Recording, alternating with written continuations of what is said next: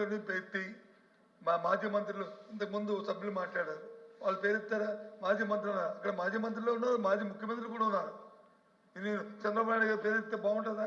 ఆ ధర్మ ఆయన వచ్చి చిత్తూరు జిల్లా దోచాడు ధర్మ అని మాట్లాడితే ఆయన కూడా మాజీ ముఖ్యమంత్రి.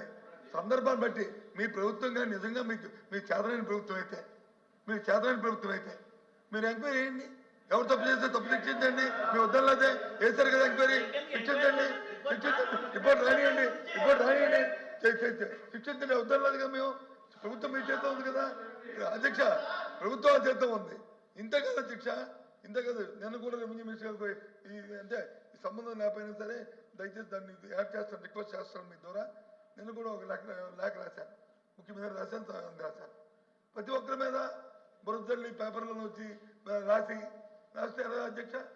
అది ఆ ధర్మం కాదు అధ్యక్ష. అది ఎంకరేజ్ చేయండి. చేసిన తర్వాత తప్పులు జరిగితే ఆ తప్పులు శిక్షించండి, తప్పు కాదు.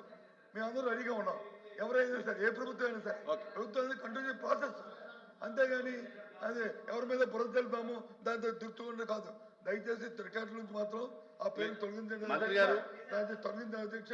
ఆయన వచ్చి ఎంక్వైరీ చేసి ఎవరు తప్పు చేస్తే తప్పు శిక్షించండి.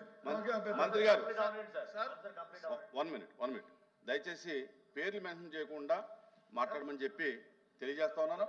మీరే చెప్పారు చాలా వేలాది పిటిషన్స్ వచ్చినాయని. ఆ పేర్లని మనం చదవలే కాబట్టి చాలా పిటిషన్స్ వచ్చినాయి. కొంతమంది మంత్రుల మీద వచ్చి ఉండొచ్చు, మాజీ మంత్రుల మీద. చెప్పారు అధ్యక్ష, పేర్లు మెన్షన్ చేయకుండా